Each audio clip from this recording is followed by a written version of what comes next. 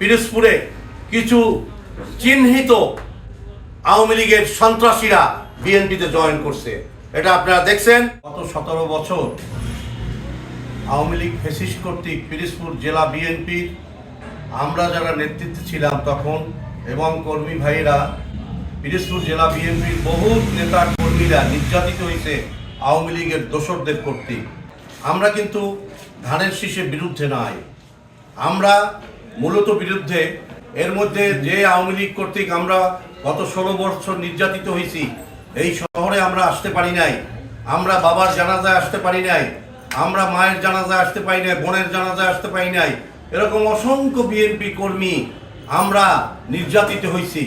মহল তাদের নিজেদের স্বার্থ উসুল করার জন্য জেলা বিএনপির নামে কিছু আওয়ামী লীগদের ফ্যাসিস্টদের বিএনপিতে জয়েন করাইছে।